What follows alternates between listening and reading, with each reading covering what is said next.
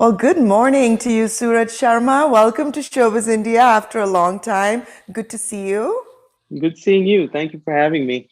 And you're all the way in Toronto. Tell me, what are you doing there? We're just prepping for this Netflix film that we're going to embark upon. It's called Wedding Seasons, and it should be a lot of fun. So, looking forward to it. And let's talk about now Islands of Contentment. It's very, very different. It's a one of a kind virtual play monologue. So tell me your role. I play the play I'm part of is called A Nice Guy, right? And it's basically about this nice guy who's trying to grapple with him feeling overshadowed by others, him feeling like he can't grasp his own. He's basically trying to find himself and not be overshadowed by everything around him. So he goes through this thing where he's like talking to somebody or something and trying to realize, what is it that I did wrong? And what am I? Who am I? Am I really just a nice guy? And it's really fun. This is something for the first time you're doing. Am I correct? Oh yeah, 100%. Virtual plays. I mean, honestly, I don't know if they really existed before COVID, but it's been fantastic. It's been such a new experience. We essentially shot it ourselves. So they sent me some stuff. I put it up, I placed it. We had everybody on Zoom and we tried to shoot this thing. It was a new experience. It was a lot of fun. And obviously Deepthi Bamankar, who wrote these monologues, she's done a really good job. I mean, they're so raw and real and fulfilling and familiar. It's really good writing. So it was a great experience, and I'm looking forward to seeing how it works, because it's going to be interesting. Because I hear there's some part of the audience that even can be interactive. Now, does that Yes, apply for your play as well? apparently it does, and I'm really looking forward to how this interaction takes place, because how does the audience react or interact with something that already exists? It's going to be very interesting. So I'm looking forward to it. Yeah, they've got the 7-layered cake option, the brownie option, and the 7-layered cake basically is this interactive stuff. So I don't know how it's going to work, but it's going to be really interesting. Yeah, so you mentioned something earlier, which I have also gotten used to on a much smaller level. Being on TV, I was used to having cameramen and everyone setting the shot. Now we're doing everything Yeah. ourselves. So how does that work for an actor? I mean, I have great fun. I've always been super intrigued by everything related to everything that's happening around set, lighting wise, camera wise, direction wise, writing wise. Everything has always been really interesting to me. So, here again, a little bit of a a little bit of a decision making power in terms of where the camera goes and how the light looks and all this type of stuff. So it's been really fun. It's been really freeing. At first, obviously, you feel like, oh God, we got to do all this and then act. But the thing is, it's truthfully, it's really fun. And I honestly feel like COVID has it's been tough on a lot of people, and I mean, honestly, I was just very hungry to do stuff. And so this was just fantastic. How has COVID been for you, spiritually, personally, professionally? Professionally, it's been tough, obviously, as it has been for most people. But on the personal, spiritual, or whatever you want to call it side, it's been quite gratifying. I spent the first half of COVID basically camped out in the mountains in the west of the US, and just kind of living in the forest kind of stuff. So which was fantastic. So I was basically just hiking and being by the river and seeing animals and stuff. So that was really nice. I learned how to cook. I started writing music. Um, I started trying to write out what my acting process is, because I'd never had the opportunity to really understand or think about what I'm doing, which is not necessarily the best thing. So it was a great piece of time for me to kind of just understand what is going on. And as much as it has been so tough and all that, it also has been in this small way a blessing in disguise for me. So And now I'm being nosy. Did you have a significant other with you? yeah, I did, and a couple of other friends too. So we were off in the wilderness for a little bit. So how are you in a relationship? Are you a nice guy?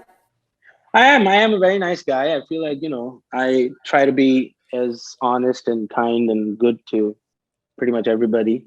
And yeah, I'm a nice guy.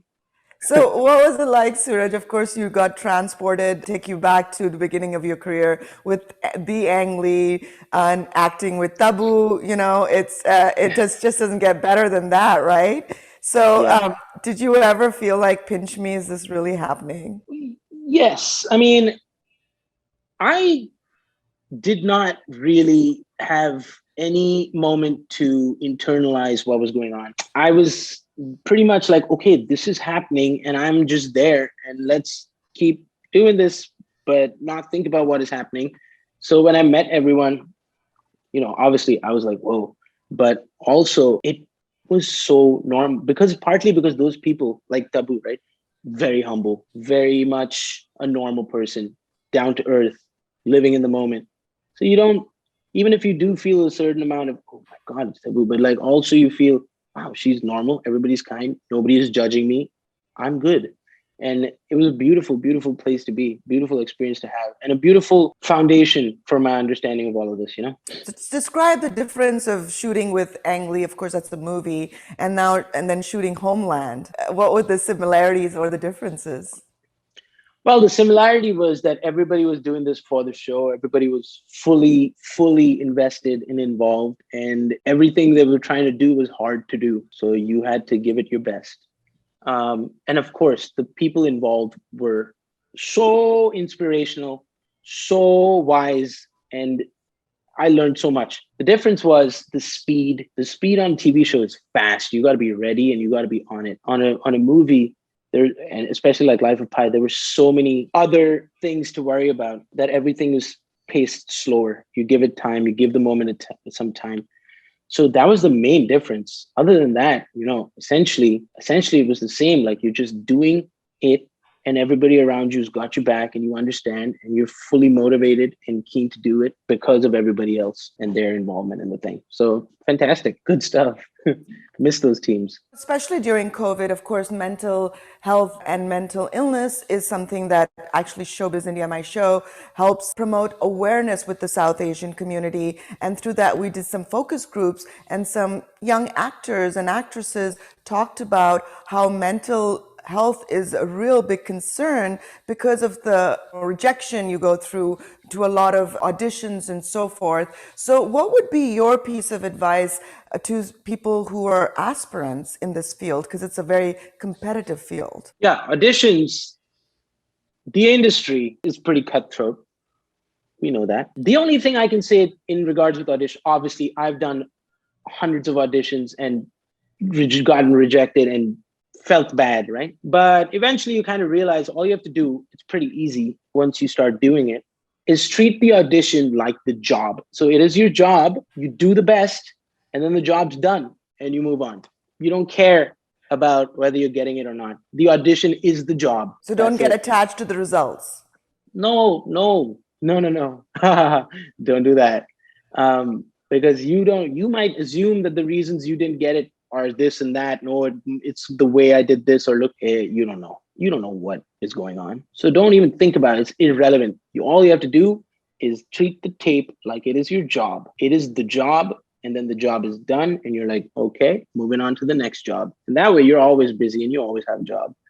So do you have anything like a ritual or a workout routine that you follow just to keep yourself grounded from day-to-day busy life?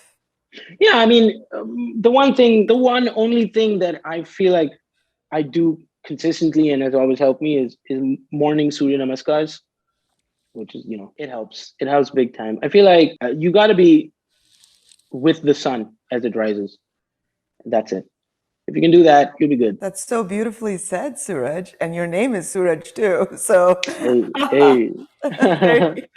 what are you busy with now? Tell me about your current projects. So right now I'm working on a Netflix movie called Wedding Seasons. It's got Pallavi Sharda, directed by Tom Day. It's very exciting right now. That's why I'm here in Toronto. I actually just finished my 14-day quarantine, but I can't really go out because it's still raining, unfortunately. But the project sounds very fun. It's South Asian focused. It's South Asian storytellers, the DOP, the producers. There's so many women on the project. There's so many South Asians on the project.